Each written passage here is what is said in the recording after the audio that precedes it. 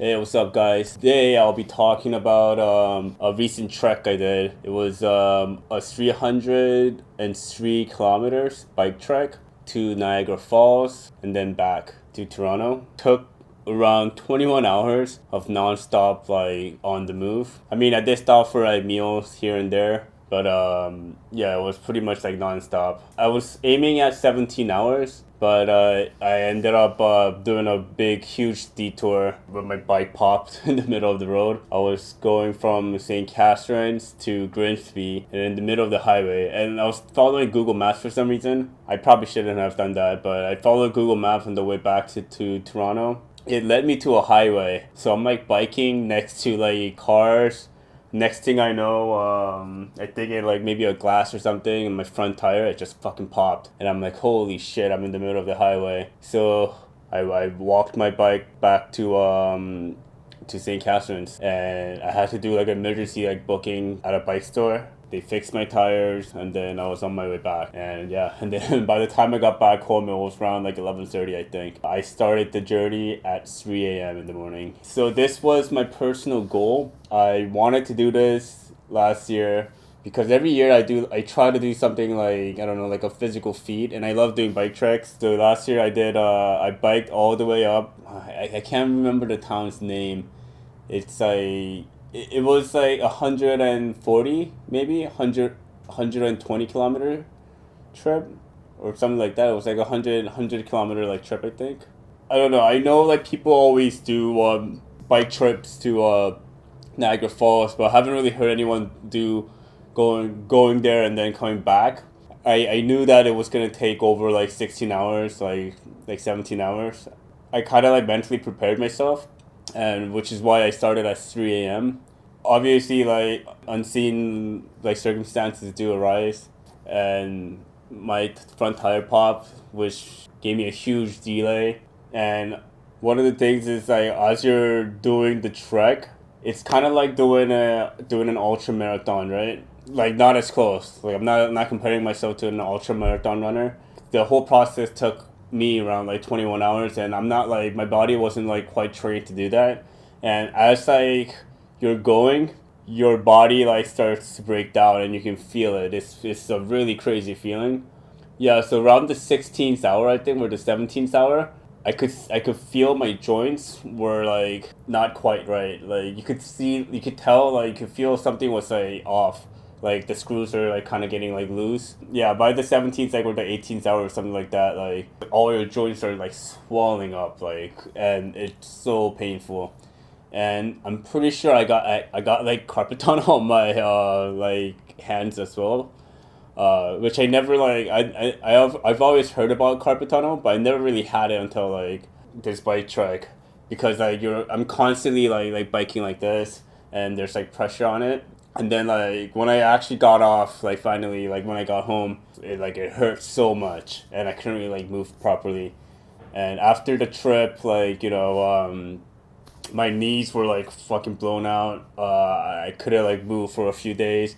Even right now, I'm kind of like, it's been like a few weeks, and I'm still like recovering. I can go on jogs, I can go on bike rides again now, but like not so hard. I didn't use Google Maps in the beginning because I kind of just knew I was gonna go off course. I wanted to go to Niagara on the lake because I've always heard about it, never been. But I was like, alright, I'm gonna just follow the lake shore, and then I'm gonna go on North Service Road, and then just follow that all the way like onto the edge, and then go to Niagara on the fall. Niagara on the lake, and then take that to Niagara Falls. And then I was actually like planning on just like going home because I was feeling pretty like exhausted. But then like when I got to Niagara Falls, I was like, you know what? Let's go to St. Catharines and then let's take the train there or something. And then I got to St. Catharines like downtown, and I was like, you know what? It's like now or never. Like my goal was to bike to Niagara Falls and then back to Toronto. I had the energy, and I felt like if I don't do it right now, like I'm probably not gonna pursue it. So I was like, let's just go for it. And at that point, I was on Google Maps. So I turned on Google Maps. I was like, all right, from St. Catharines, let's go back to Toronto. And it was giving me this fucking crazy route on the highway for some reason. and then my tires popped. I walked my bike back to St. Catherine's. I went to a bike shop. I can't remember the name. I'm gonna put it on the links because those guys really helped me out. Cause I called up like 3 different like bike shops and they were all like kind of closing, and they were like, hey, like we can't help you right now without an appointment. It's gonna take about a week to get it fixed, etc., etc. And I told everyone my circumstances, and even the one that I got my bike fixed said no at first, and then I called them back. I was like, hey guys, like I'll pay extra, like just it's an emergency, like please help me out. And then they finally said yes, and then I went there. The guys were super helpful, got it fixed, and then I went back. And again, I went on Google Maps for some reason. I shouldn't have, but yeah, I went on Google Maps. It took me to like a mountainous area. I don't know if any of you guys do drive from St. Catherine's to Grimsby. There's some kind of like mountain area where it's like in a forest or something, and it's very hilly. Yeah, I went through that, and then like at that point my knees were like fucking blown out, and yeah, that like it was such a painful ride back home. I'll talk about like how I prepare for it. So my route, like doing like 300 kilometers and riding like nonstop for like, let's say like around like 17 hours. Cause I did like take I did take a break at Niagara Falls, at Niagara on the lake, and also on my way back I took a huge break at Oakville. They were all like meal breaks. It's about like 17 hours of like riding. If you're an avid rider, you can definitely do it. But I think because like my body was not prepared for this. That's why like my knees blew out on the way back.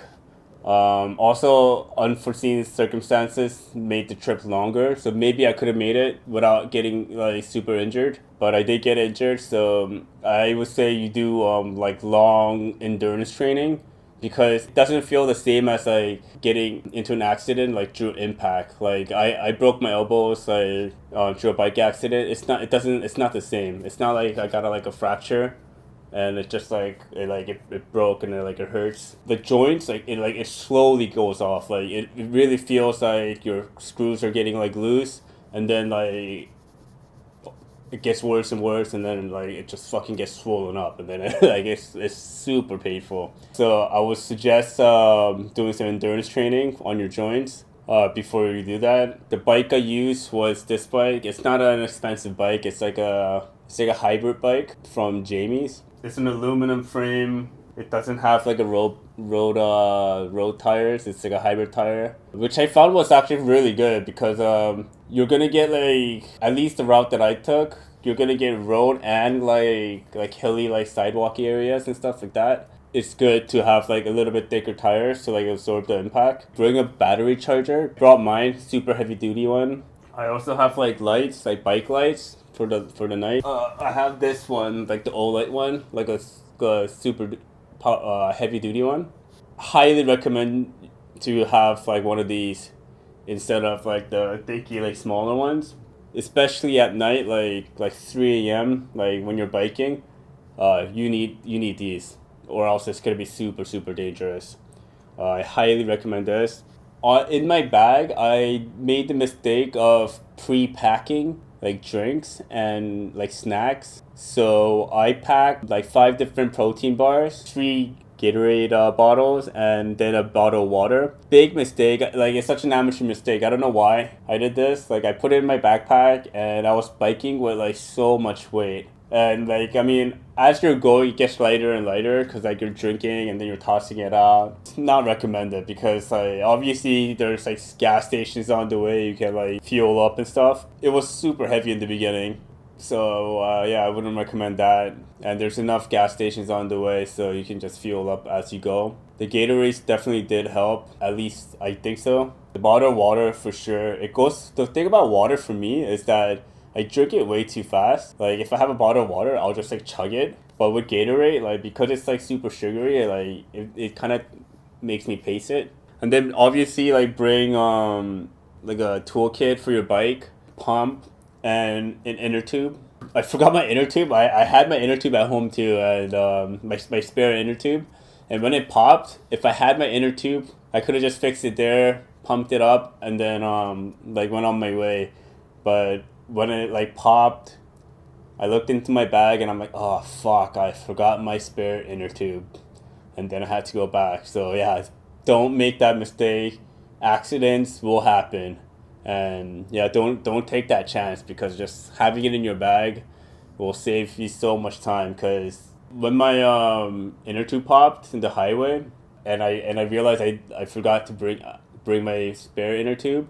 But like I was just really disappointed in myself. I was like, fuck, I fucked up. Now I gotta go back to St. Catherine's and like fucking somehow like convince one of these shops to like fix my bike, and then like we gotta go back again. That's like a few hours right there, like just like time.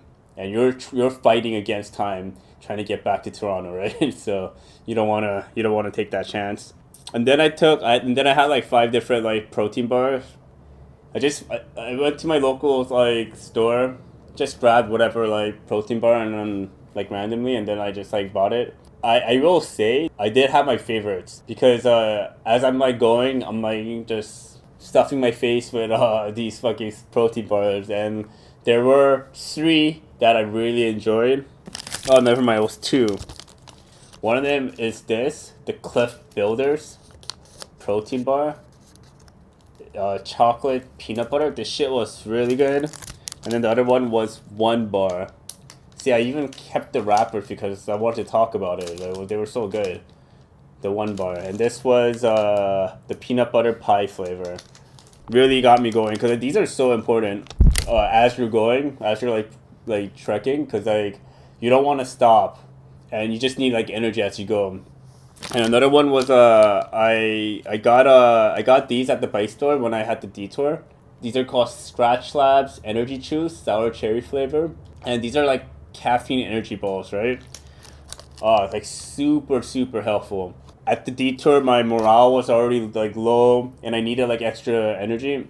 The caffeine in this, like boom, it hits me, and then I just went. I fucking went. So more stuff on the trek. The places I stopped by to eat was Niagara on the Lake. I went to a nice little restaurant. I had a lasagna. Honestly, like the food wasn't like that great, but the view was like amazing. The venue was really cool, and the staff was really friendly. And you know what? I just needed some food. I just needed to fill up, so like it didn't bother me that much. Niagara on the Lake was really pretty. I'm glad I went there, because I hear a lot about it, and I can tell like why it's like a date spot. I saw a lot of like tourists. I think a lot of people from like Quebec came. On my way like to Niagara, like in the beginning, like around like 5 a.m. I was still in like Burlington area, I think, right? I had this moment with like coyotes. There was like 3 coyotes like right next to me.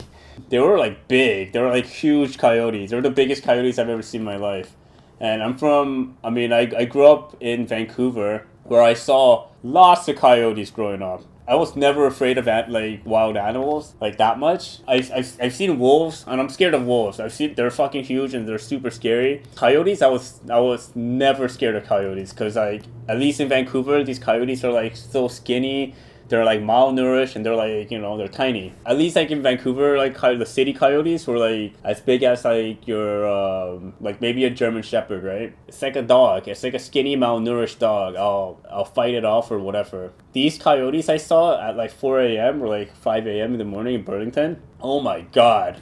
They were fucking jacked. They were so big. They were like they were thick. They were man, they were big too. And at first I saw them from afar, and I was like, oh, cool, coyotes. But like I just like biked right towards them, because like they were on my way, right? I was like biking towards them. They were coming towards me. So I'm just like, oh, whatever. It's fucking coyotes. So I biked right towards them, and as I'm getting like close to them, I'm realizing how fucking big these fucking coyotes are. They're like fucking like so huge, and they're like actually well fed. They're like big, and like they're like jacked. And they came up right up to me, these 3 coyotes. And funny thing is, I don't think they like realized like I was kind of shook. I wasn't like super scared, but like I was kind of like, holy shit, these are like big coyotes. They came up right like next to me, like right by my bike. They looked at me and they just like strolled off. And I could sense like they were somewhat scared too. They were like, holy shit, what the fuck? This biker, this human just like came up like straight to me, and then like they were going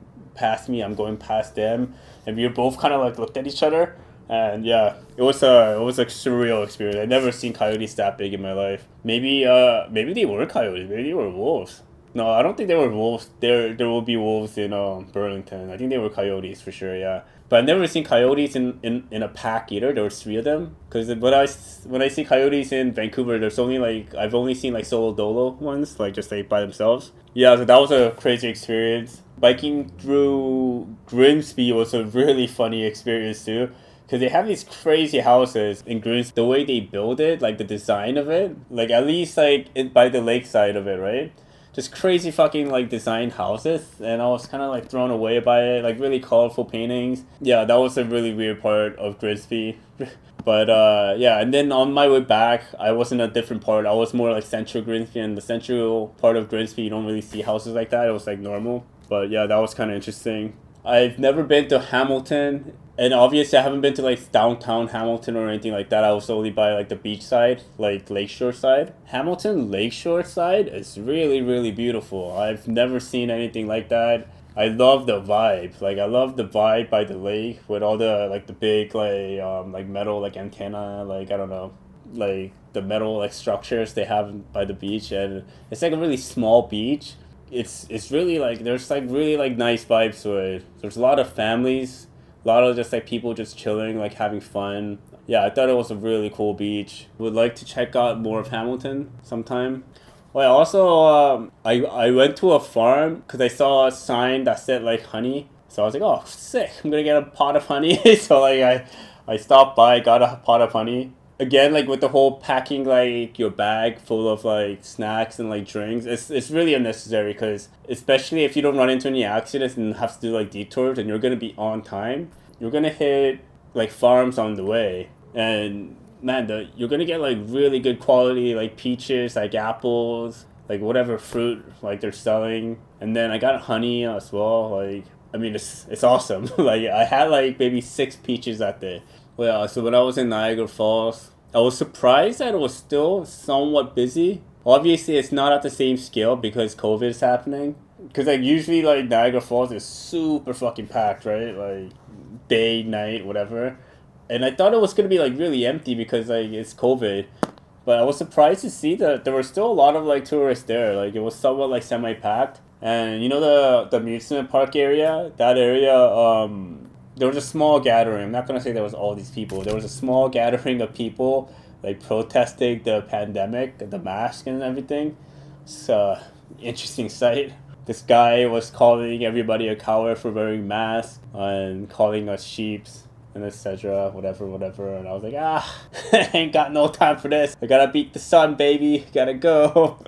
St. Catharines was actually kind of nice. When I was going to Niagara, I was on the lake side of it again, like the nice rich side, but coming from Niagara Falls to St. Catharines, yeah, it was kind of nice. Like you get that small town vibe. I'm assuming there's a university there. I don't mind small towns like that. I would never like live there, but like I don't mind like visiting, and it's quaint, you know. I like that vibe, like going to small towns once in a while, because I went to university in London, Ontario, and I like towns like that. I think next summer I'll do more bike treks around like smaller towns, and I'll actually spend more time there and try to find like cool things to do if there is anything cool to do, because it's a fucking small town. Just kidding, but yeah, no, I'm sure there's like cool cafes, nice restaurants that they have to offer, like nice like sightseeing and stuff. Yeah, I'm definitely gonna go back to St. Catharines and like check it out, because like there's like that mini like bridge thing there with like that kind of looks like a spine of a whale. I mean, like things like that, that's like cool, right? Like I appreciate like little like things like that. Finding that stuff in like a small town, obviously like cool. It's like finding a hidden like treasure, right? Okay, so by the time I like reached Oakville from my bike back to Toronto, my knees were so shot up, I couldn't like pedal properly. So I had to use my arm, but one of my arms I was like just pushing one of my knees, and while my other hand was like on the handle. And then if my right arm got tired from like just pushing my right knee, I would switch it up and I'll start pushing my left knee with my left hand. Yeah, by the time I got to Oakville, like it was just way too much. Like my knees were so fucked, like so swollen, like just so painful. So I took a break. I went to like Pizza Iolo. Shout out to Pizza Iolo. Late night. It was like I think 9 p.m. or like 10 p.m. I can't remember. No, it was like 9 p.m. I think. Yeah, that makes more sense. It was like 9 p.m. and I was like, yo man, when are you guys closing? And they're like, oh, still got like I think like till 11 or something. So like, oh sweet. Got a slice, chow that shit down. Much needed break, especially when your knees are like fucking swollen. So many like times on the journey I wanted to give up, and I think maybe giving up like would have been the smarter move, physically like speaking, like health wise. I think it would have been the smarter move because my joints, I don't know if it'll be the same, but I mean I'm sure it's gonna heal back up. It'll be fine, but it's just like not worth. It's not smart. It wasn't smart at all because I wasn't trained to do such an endurance like run, but I did it anyways, and obviously my body paid the price. It wasn't smart. Like the entire time I'm thinking like, man, this is not a smart thing to do, but I'm like so stubborn. The season's ending. If I don't do this now, I'm not gonna do it because I was already injured at that point. I'm like, all right, man. Even if I like take the train home or whatever, or take the cab or to a train station and then train my way back to like Toronto, like I'm still gonna be injured. I still haven't achieved my goal of biking to Niagara and then back. Yeah, I was stubborn, and you know what? At least for me, it was worth it. Now I know I can do it. And I did it. My long-term goals are like I want to do like longer bike treks, and I want to know if I can do it because I've always like dreamt about like biking to New York because I've watched videos of like guys do it. I've watched videos of ultra marathon runners like doing like crazy treks, right? And I'm not like comparing myself to them. I'm not an athlete like that at all, but I want to know if I can do it at my own pace. And this, obviously, I did it on my own pace. Like I never thought I was like, oh, I gotta go faster or like whatever. And obviously, there is pressure because the sun's going down. But that's why you need like lights. Once you have lights, it's fine. It felt good, like finishing it. Like I knew I can do it. Just going through all the pain and just having the endurance to like finish it was an incredible like feeling. I was in so much pain for the last like 4 or 5 hours. I think like so much fucking pain. When I got home, I was so happy. I'm just like, yes, I'm done. Fucking chugged some water, went to sleep, and then the next few weeks I'm just in pain, like my entire body's sore. But at least I did it. Yeah, and I'm happy that I was able to achieve my goal from like last year, even though I got into an accident while I was doing it last year. I broke my elbows, but now I know I could do it. I finished it. So my next goal is to bike to Ottawa, but you know, obviously like pace it out. And I thought I could do it in like 2 days, but now that I've done this, now I know better that this endurance things will like slowly loosen your screws and it will slowly like injure you. So now I know why guys do like 100 kilometers at a time for each day. At least like the videos I've seen, like for the long like bike treks, these guys are like professional bikers, and I know like it depends on how good you are, you can go more, whatever, but from what I've seen, like they usually do around like 100 kilometers per day, and they like stretch it out for like, you know, like weeks, depending on how long it is. But for Ottawa, I think I could do 100 kilometers, and then like I don't know how many days I'll take, but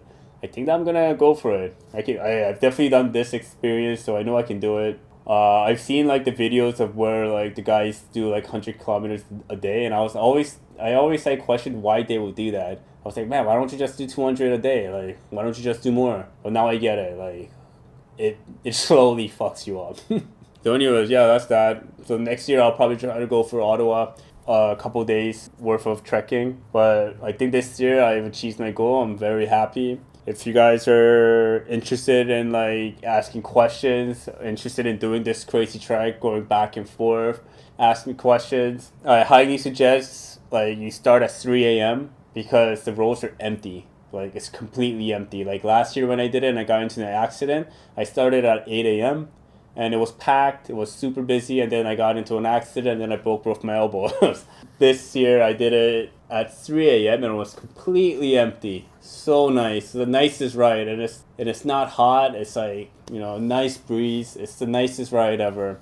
And if you guys are planning on biking back, by the time you're on like Lakeshore, like Toronto, where it becomes busy, it's like night, right? Like I'm assuming it's gonna be around like 7 or like 8, 9 p.m. and it's not like as busy. For me, I got back around like 10 p.m., 11 p.m. It was pretty empty, and I just biked by. Really easy ride. Yeah, it feels great. I've been meaning to do this video for a while, but I was injured. I wasn't like really myself. But now that I'm feeling like I'm pretty like much recovered, I feel great. And just talking about it, sharing it with you guys, it's amazing. Yeah, so feel free to ask questions. Let me know if you guys did the same thing or did half of it, or or planning on doing long treks. If you guys have any advice for me, because like I'm pretty like brand new to this stuff. Don't forget to subscribe, like, and comment.